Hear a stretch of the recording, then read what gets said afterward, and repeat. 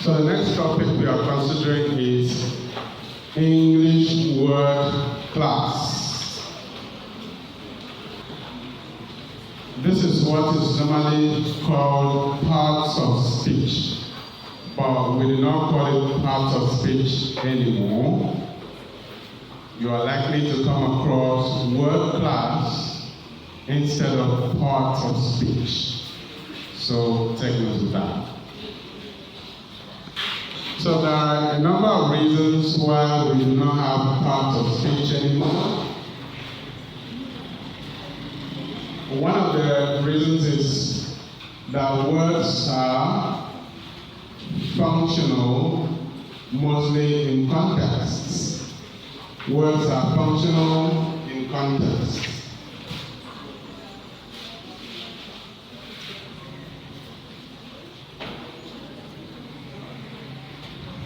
Words do not always belong to one part of speech. Depending on the context in which the word is used, the word can move from one class to another. Meaning that a noun in one context can become a verb in another context. That's what we need to understand. Especially in the open word class. Words gain their class name based on how they are used in expression. So you cannot always say that this word will be a noun all the time. It's not possible. It can be a noun in one context, and the next context is a verb. That's what we need to understand. That's why we don't have part of speech anymore. Because words function depending on the context in which they are used. Let's take this word for instance. Book. Book. B double OK. Book. I have a new book. I have bought a new book. I have bought a new book.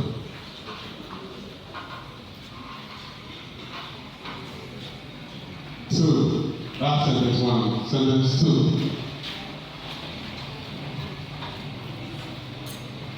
I need to book a flight to London next week. I need to book a flight to London next week. I need to book a flight to London next week.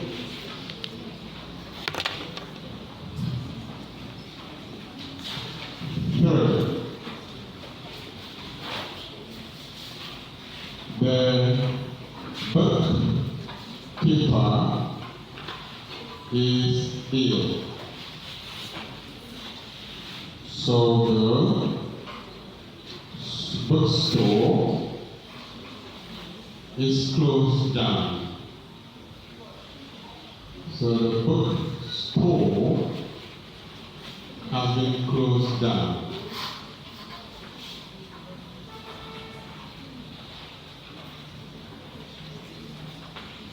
The bookkeeper is ill. So the bookstore has been closed down.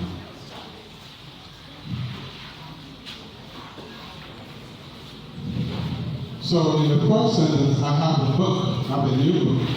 This is a noun. This is a noun. In the second sentence, I need to book a flight to London next week. This is a verb. And in the third expression, the bookkeeper is ill, so the bookstore has been closed down. There's an adjective. So you can see that in 3 sentences, we've had book being used in different contexts and different classes.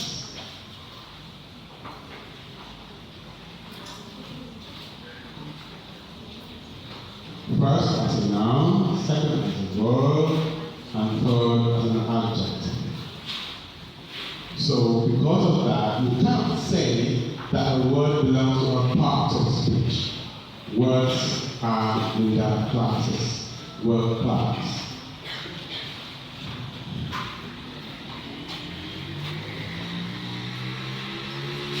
So we have open word class and closed word class. We have open word class and closed word class. Closed word class. Word class. Closed word class.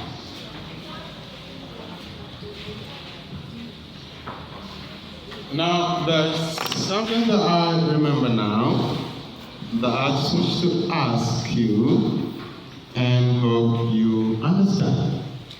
Supposing I have an expression like this. Okay, it has asked. Oh, I'm supposed to pronounce it for you. But then again, fine.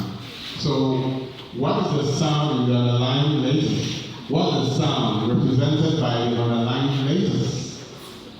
Okay? Is it found in did? Is it found in pen?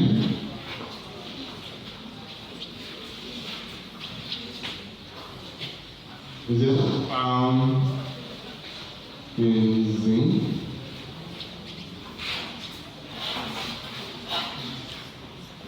Is it found in zinc? What is the sound represented?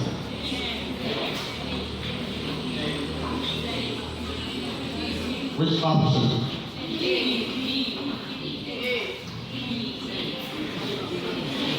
Which option?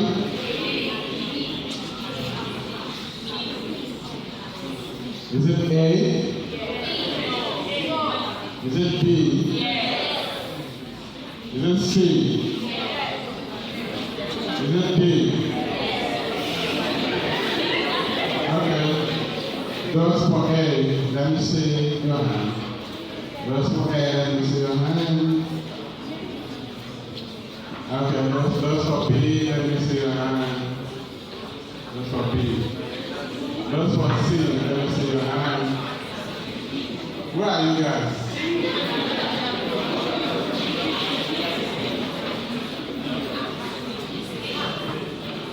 Okay, so this is the answer.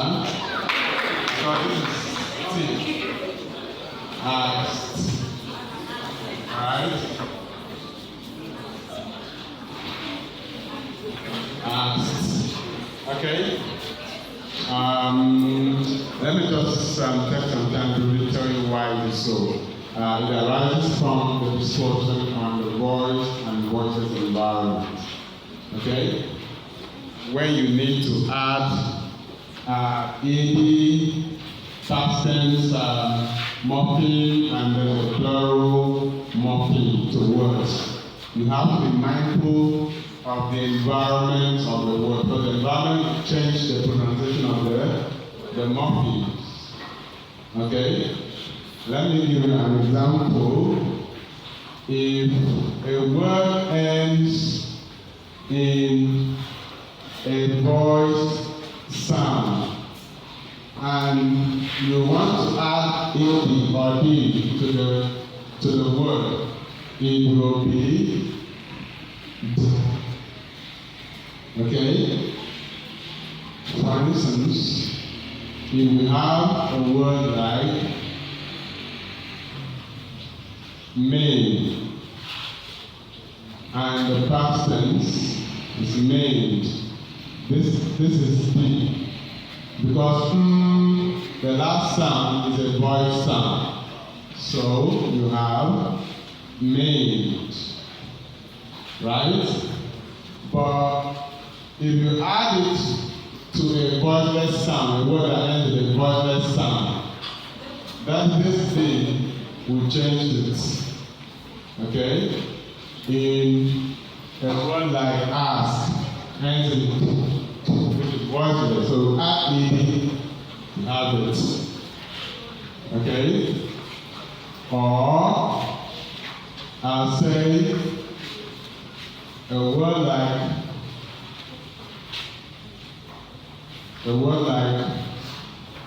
close. We add a B, will be close, because it ends with a voiceless sound. Okay?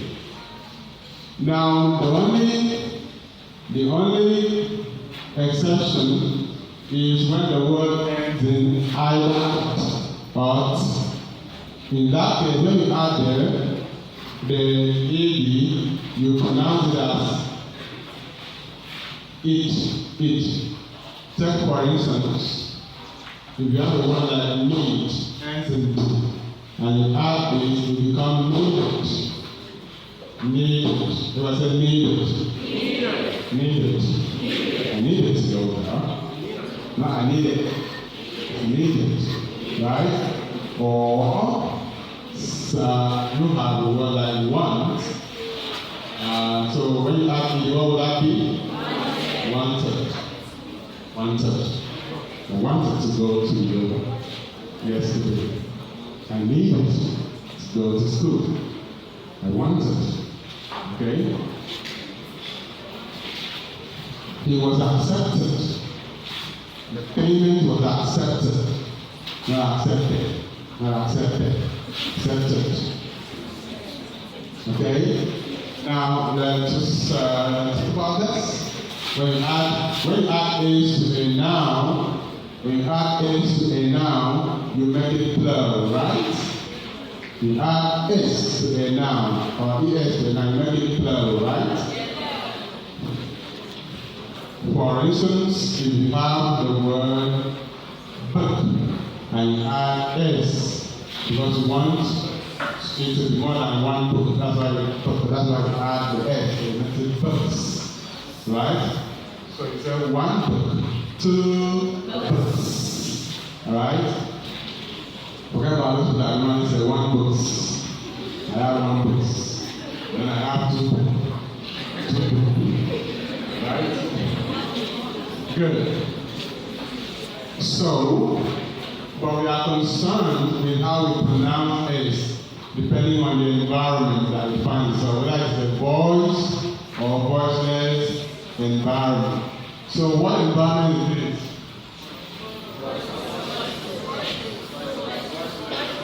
It is the last sound that determines the environment of the sound of the word. It's voiceless.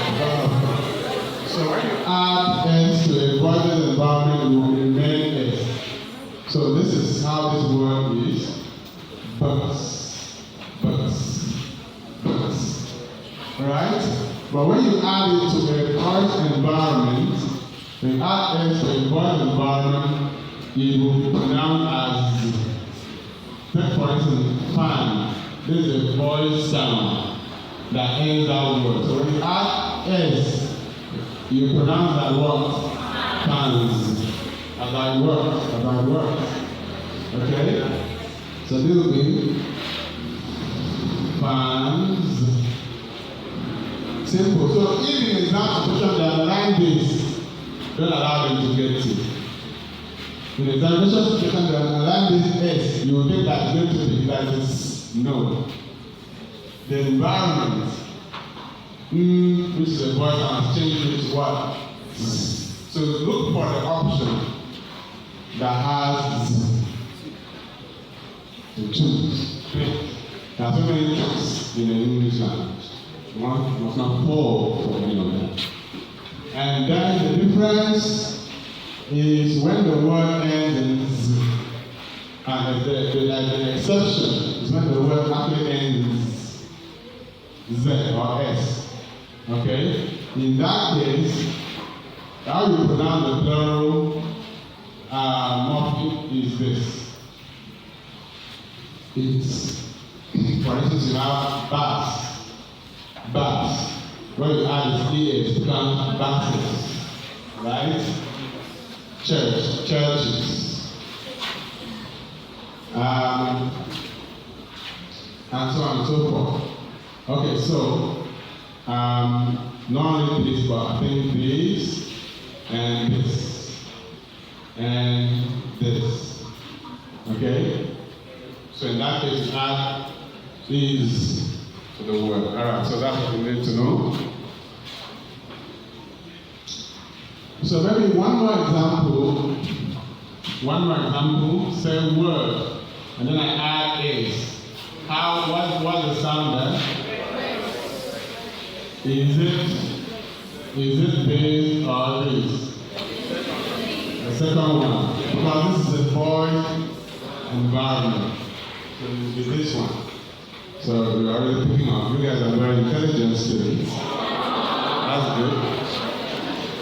So we'll talk about word class before that came up. And we will need another kind so to help us wipe the bowl. We need another kind so to help us wipe the bowl. We were talking about open and closed word class.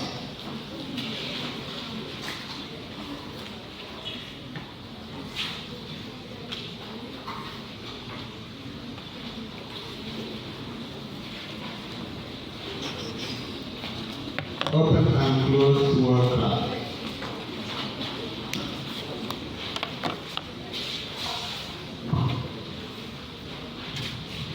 So it's the open word class that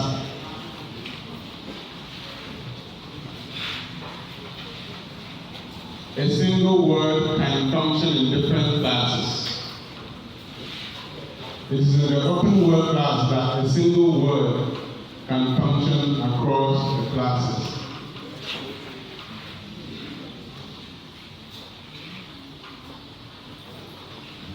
And so there are noun or nominal, the verb or verbal, the adjective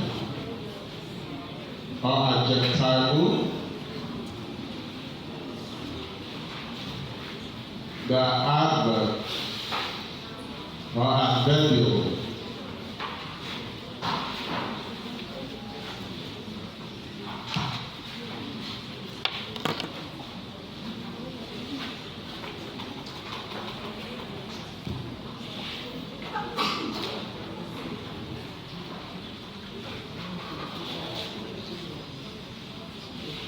And then, for closed word classes, we have pronoun,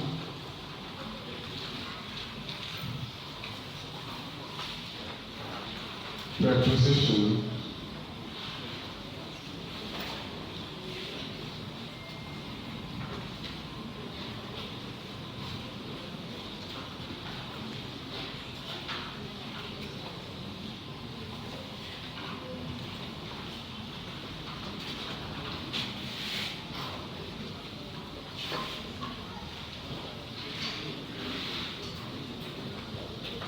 interjections,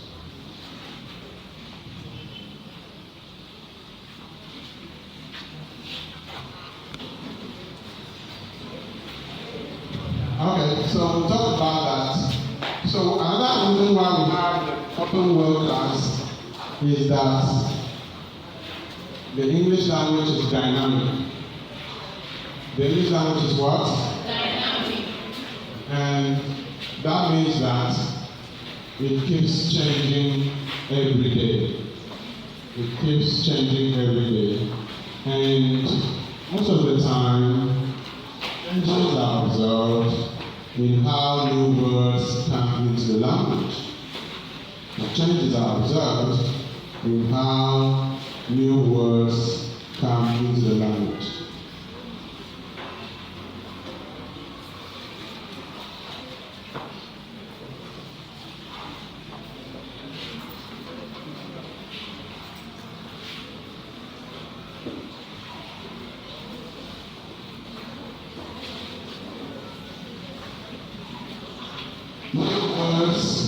Coming to the language every day. New words keep coming to the language almost every day. And these new words come in through the open word class members. Please take note of that. You can even write it down. The reason we call it the open word class is that they accept new words into the language. They are open to new entrants, new lexical entrants. New words do come into the language through the open word class. Now, for the closed word class, they are so called because they have limited members.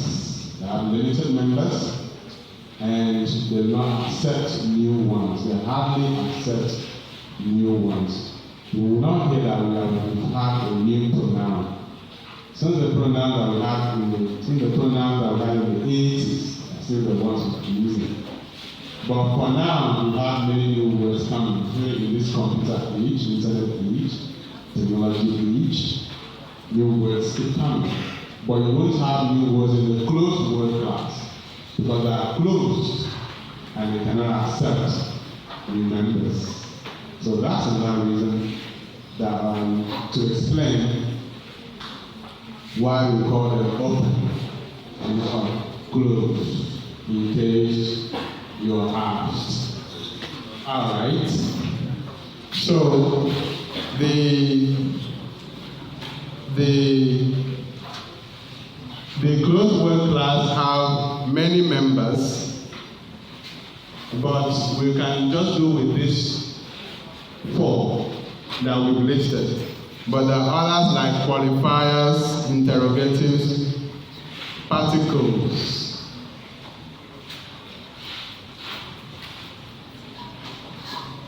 And so on and so forth. But we should make it with this one. So we'll talk about nouns. Nouns. Now, I was asking about the difference between noun and nominal. So let us talk about noun. You've been taught nouns, right, from time immemorial, right? That's from time immemorial. That's time immemorial. And from time immemorial, some people say from time immemorial. Okay? But the right thing to say is time immemorial. And it's a long time ago. As long as we can remember, we've been taught nouns. Okay? And so, we normally define the noun as a name of a person, animal, place, or thing. It's a name. A noun is a name. A noun is a name. Okay? It could be a name of a person like yours, your beautiful name, right? It could be a name of a place, like Obiokpa.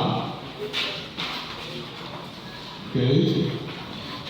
One of the good places to live in Obiokpa. Right? Could be a name of a person, a name of an animal, like cat. Or lion. I know most of you like lions. Or thing, like this mic. Or this public address system, like a stone, a house. So, what is a nominal? While a noun is one word, while a noun is one word. A nominal is a group of words that acts as a noun. Could be 2, could be 3 words, could be 4 words, could be more. But if it occupies the structure of a noun, then it is a nominal. It is not one word, but a group of words. I'll give you an example.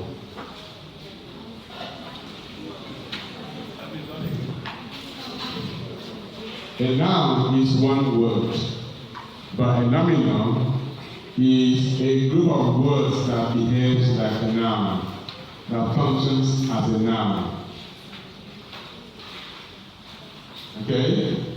A noun is one word, but a nominal is a group of words that acts or behaves or performs the function of a noun. Am I talking to someone this morning? I feel like I'm preaching to someone this morning.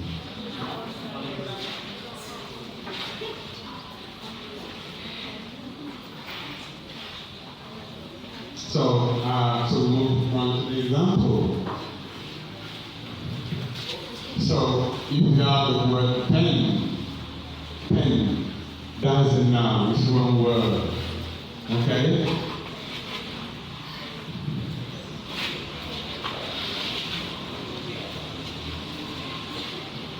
But whenever you say a pen, okay, this is a nominal. Or a blue pen, it's a nominal.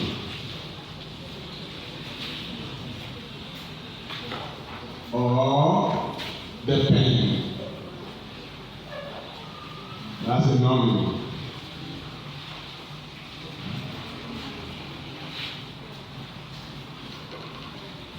A fountain pen, that's a nominal. What you notice is that this word pen has words that come before it. Like in this one, it is a determinant.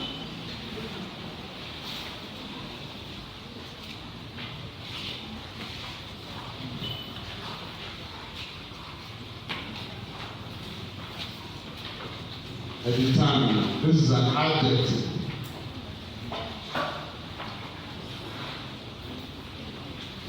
Okay? This is an article. An article. This is an indefinite article. This is a definite article. Okay? This is an adjective. This is an adjective.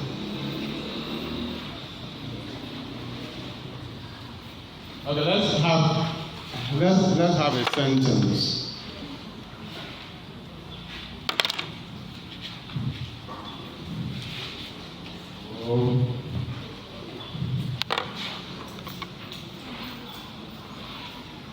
Let's have a sentence. Pen is a writer's weapon. Pen is a writer's weapon. Pen. Now.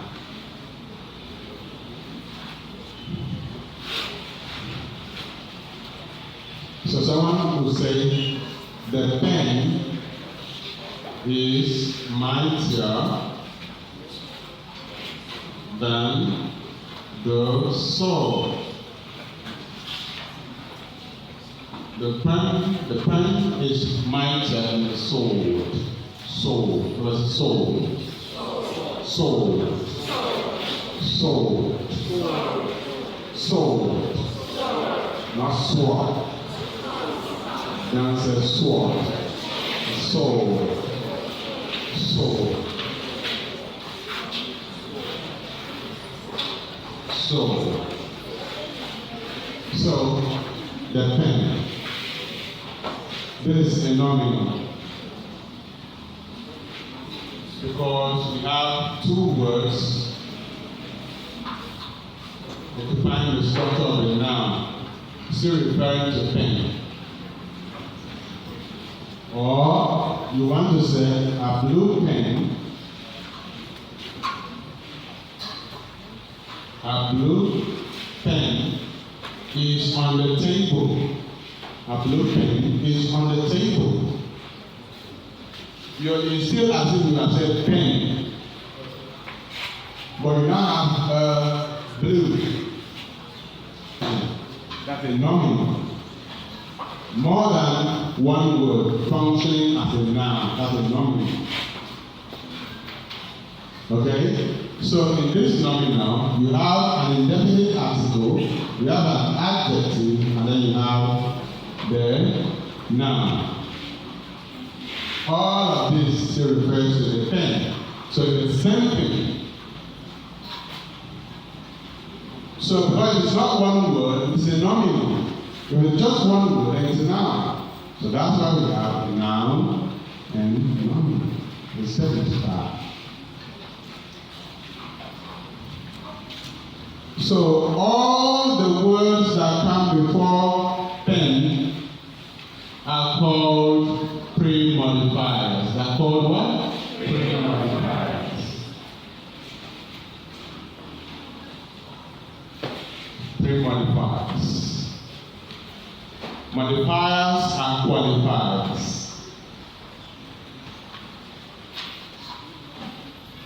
They give more information. They add more meaning. They qualify, they modify the noun. Okay? They could be adjectives, they could be articles, and so on and so forth. Now, the main noun is called head. It's called what? Head. The main noun is called head. H-E-A-D, head.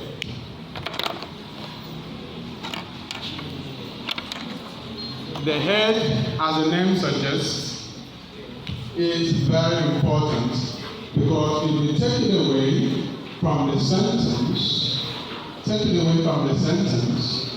from the group, then the group will not have any meaning.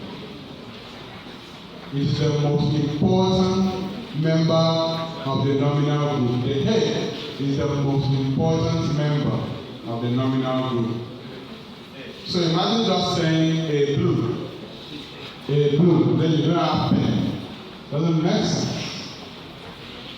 It is the head that makes the nominal group to exist. Just like the human head, when it's sort of the individual cannot be alive. If the head in the nominal group is taken away, then there is no nominal group. That's why we said that the head is very important.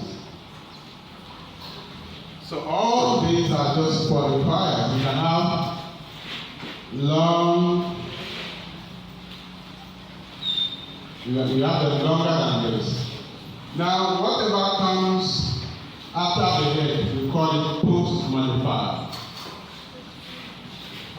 We call it a post-modifier. A blue pen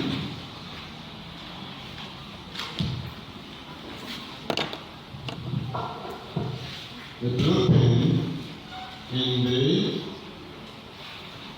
okay, let me change this so that we can have nonsense. The blue pen in the bar belongs to Peter. The blue pen in the bar belongs to Peter. And write down the expression. The blue pen in the bar belongs to Peter. The blue pen in the bar belongs to Peter. The blue pen in the bar belongs to Peter.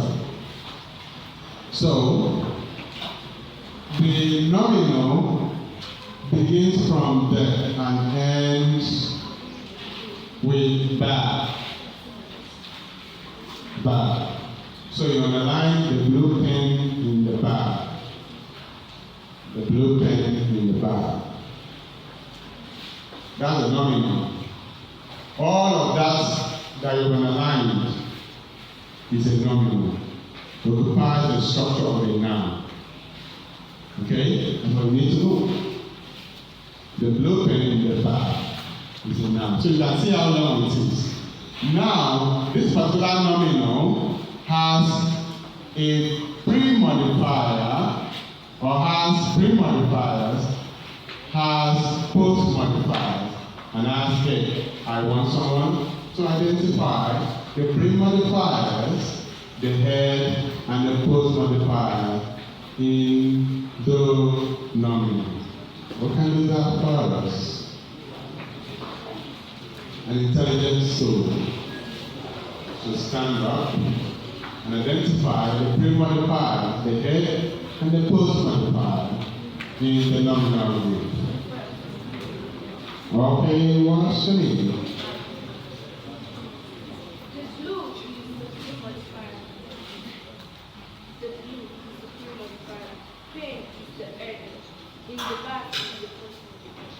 Thank you very much. A round of applause for her. She's a brilliant student. So, what's your name? Elizabeth. Good. So, the pen is the pre-modifier. The head is the blue is the pre-modifier. Pen is the head, and the back is what?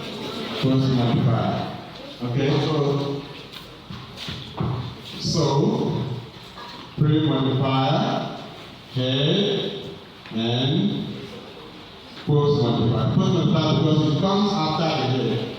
The post-modifier comes after the head of the nominal group.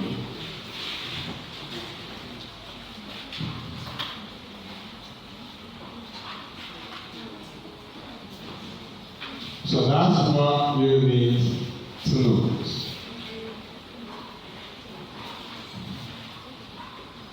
I'll give you a final example and then we proceed.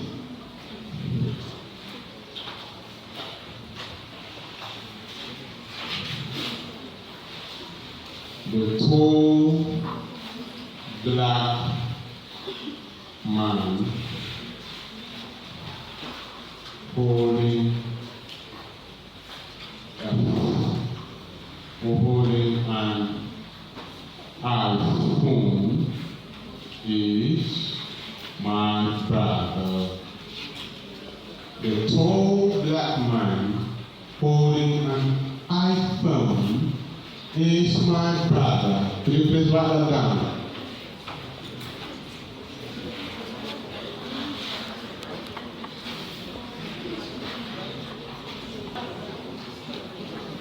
So read the sentence for me.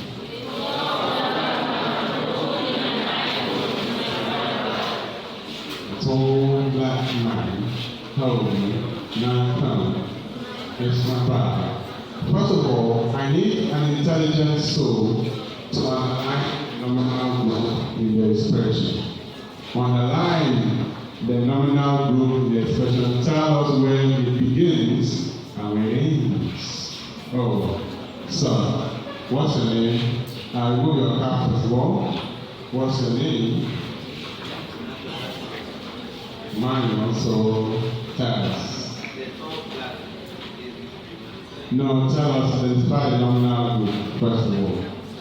From the beginning to the end. The nominal group. Okay. The tall black man holding an iPhone is the nominal group, right? So you underline that. What's your name?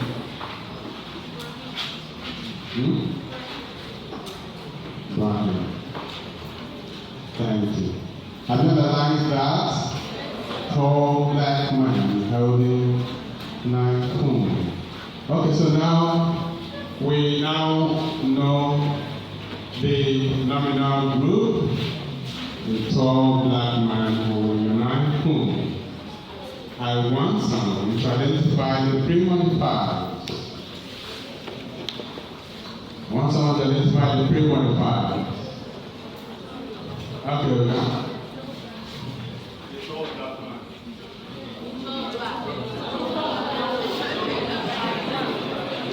Okay. The tall black is the pre-modifier. What's the head? Man is the head. Okay, and then the post modifier, holding, and I come. Okay, good.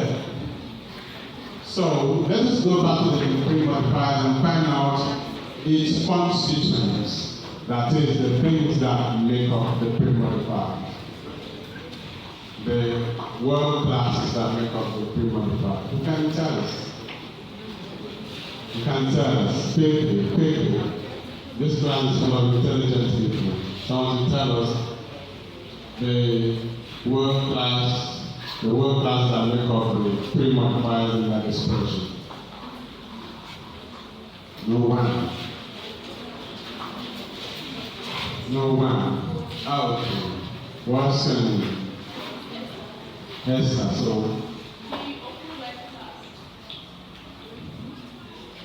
be specific. You have to be specific.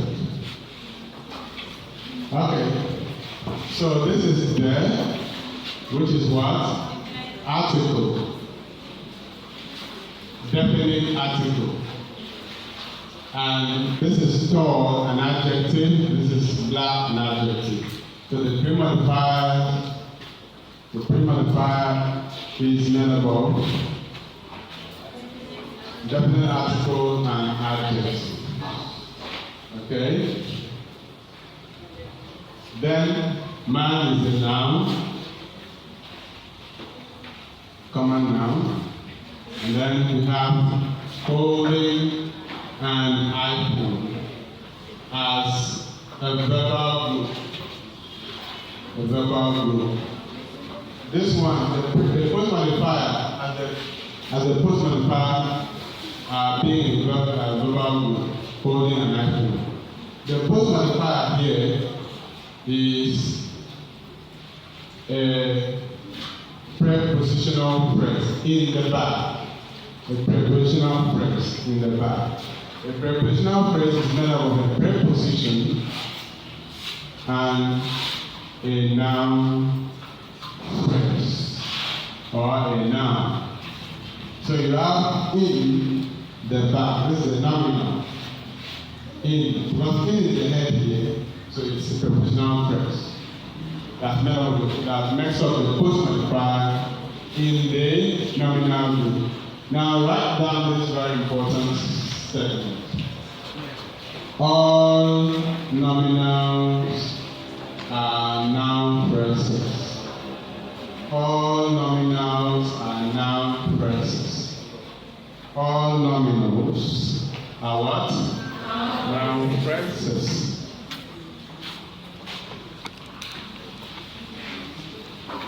All nominals are noun phrases.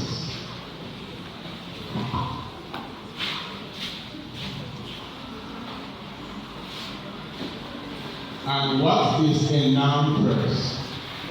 A noun phrase is a group of words that does not have a finite verb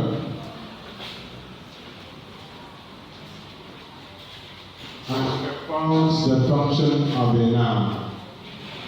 A noun phrase is a group of words without a finite verb which performs the function of a noun. A finite verb.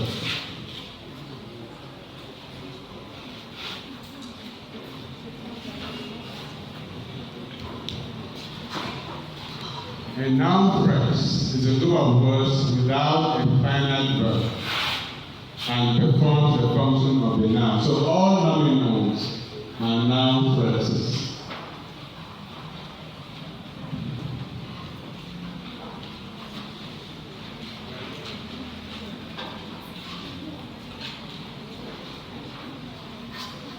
That's what we need to understand at the moment. So, we want to look at the function of a noun or nominal in an expression. The functions of a noun or nominal in an expression. We have moved on now to the functions of a noun or nominal in an expression. We have moved on now to consider the functions of a noun or nominal in expression.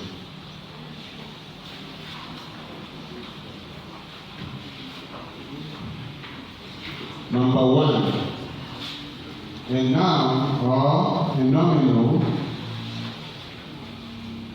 can function as the subject of the sentence. The subject of the sentence. Or the subject of the verb. A noun or a nominal can function as the subject of the sentence or the subject of the verb.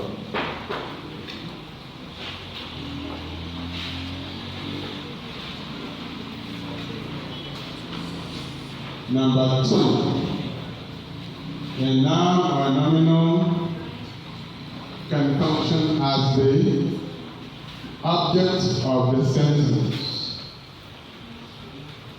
Can function as the object of the sentence. A noun or nominal can function as the object of the sentence.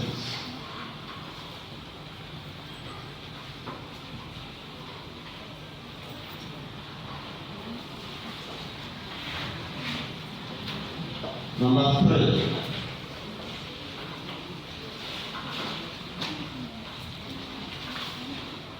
a noun or nominal can function as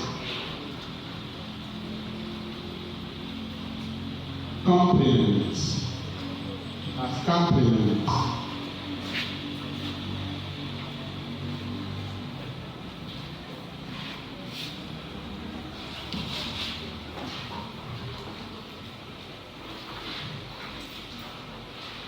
Can function as complement.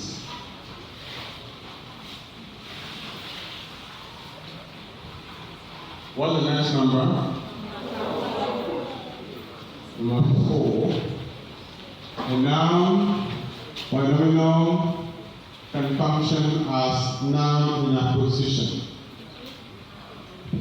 Noun in apposition.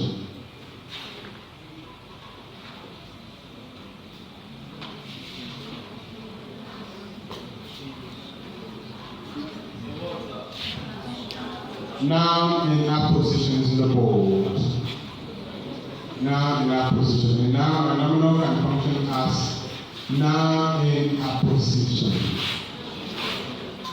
Okay, we're going to explain all of that within the time that we have.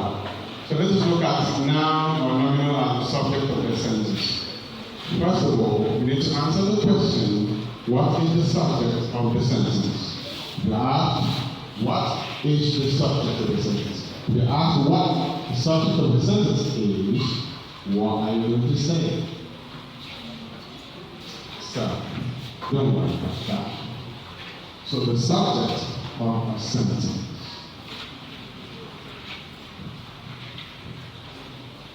is that which performs the action in the sentence.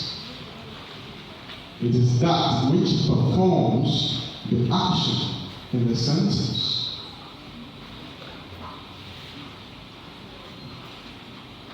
Or that which the sentence is all about.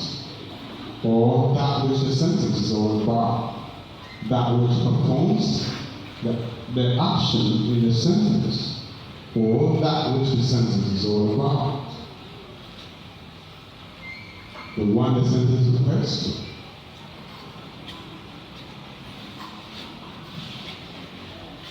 That's the subject. For instance, in the expression, pen is a writer's weapon. Pen is the subject. In the expression, the pen is mightier than the sword. Pen is the subject. In the expression, the blue pen in the back belongs to Peter. The blue pen in the back is the subject of the sentence. Now, let me tell you the difference between subject of the sentence and subject of the verb. Let me tell you the difference between subject of the sentence and subject of the verb. There's a difference between the subject of the sentence and the subject of the verb.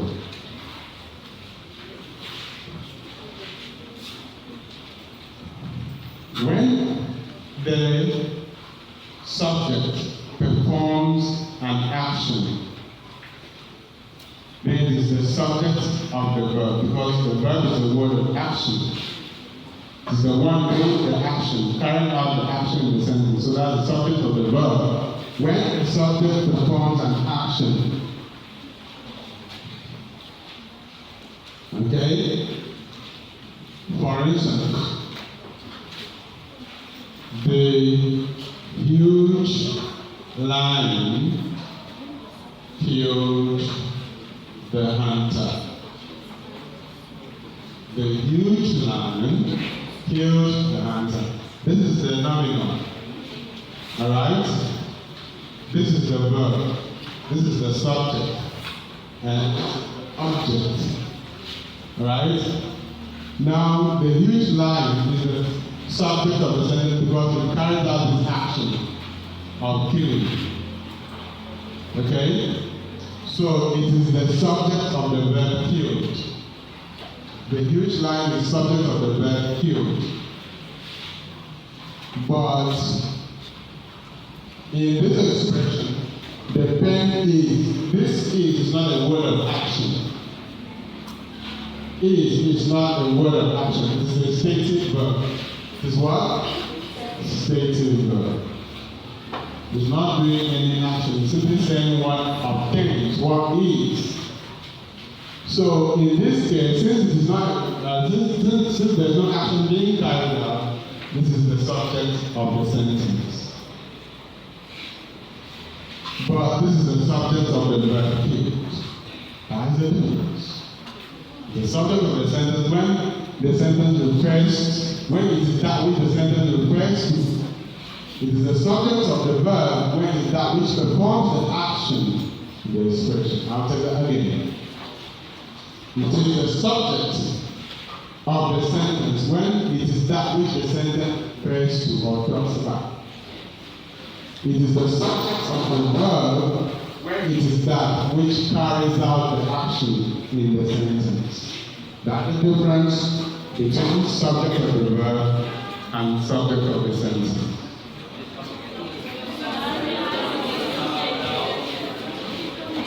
Okay, so let me check that again for the very last time. It is the subject of the verb when it is that which the sentence talks about or refers to. It is the subject of the sentence when it is that which the sentence talks about or the sentence refers to.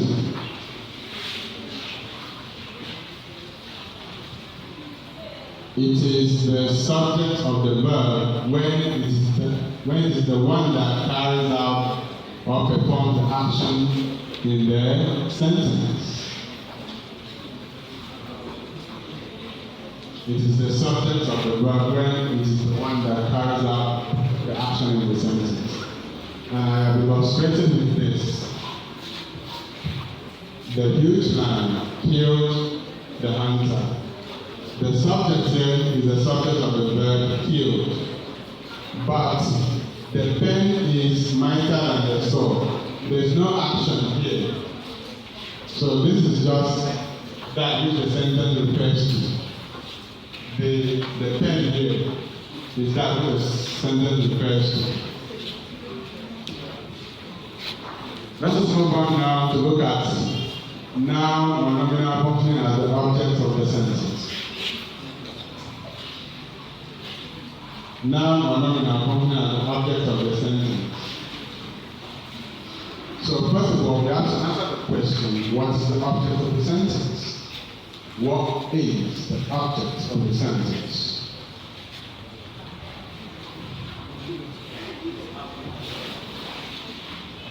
The object of the sentence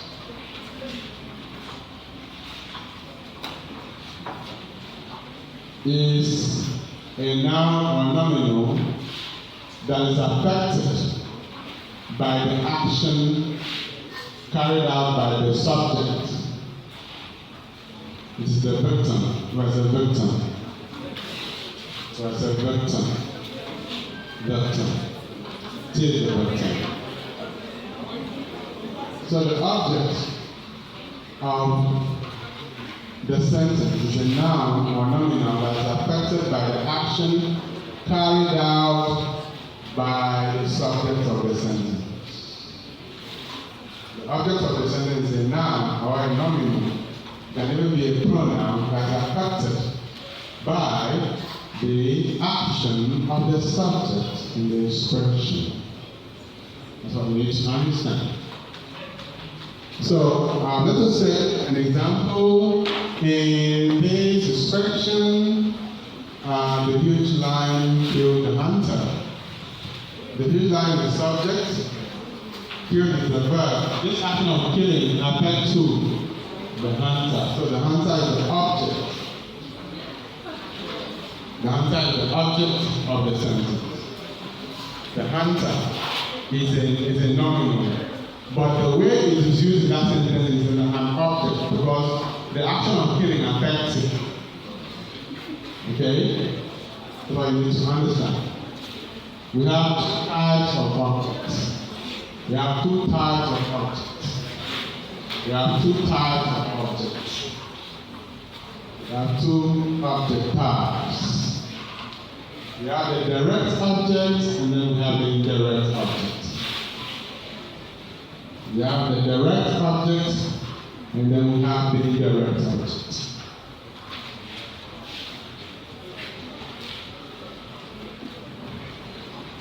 The direct object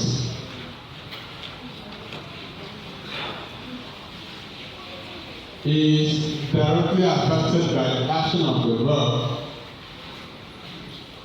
The direct object is directly affected by the action of the verb.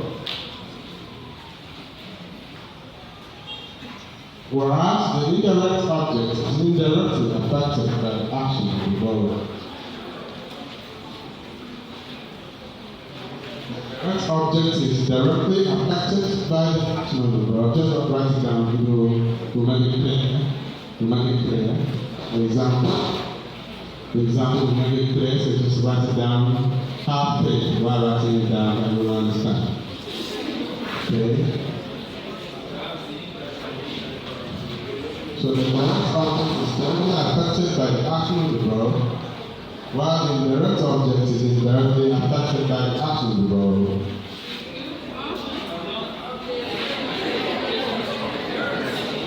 The indirect object is indirectly affected by the action of the verb.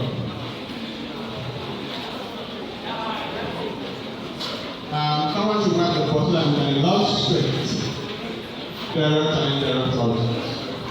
Sure. The kind and also the gentleman.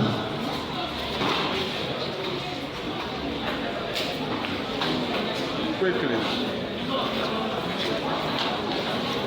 We are going to demonstrate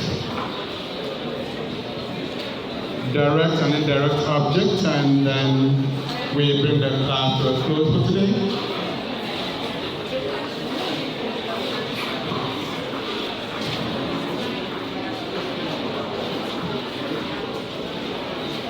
Edith bought his sister a new dress. Edith bought his sister a new dress. Edith bought his sister a new dress. We want to illustrate direct object and indirect object using this sentence.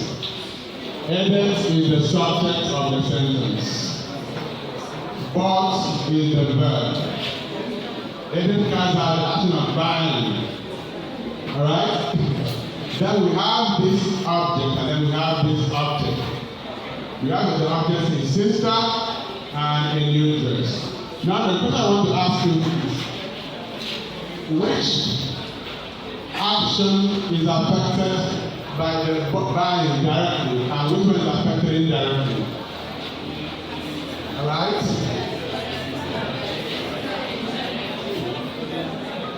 The sister is affected in what way? Directly? Indirectly? Okay, if the sister is affected directly, raise your hand. The sister is affected directly, raise your hand. Okay, the sister is affected indirectly, raise your hand. You know how okay, so how you know is look at the verb. Buy. What was bought? What was bought? Did he buy his sister? He bought a new dress. So this is the direct object. This is the direct object. He bought a new dress for the sister. So this is an indirect object. The action of buying indirectly affected the sister. Because he didn't go to the market to buy the sister. He went to the market to buy a new dress. So buying directly affects the dress. And then indirectly affects the sister. Okay? So that is how you do it. So we'll end the class there for today. We'll continue next week. Have a blessed night.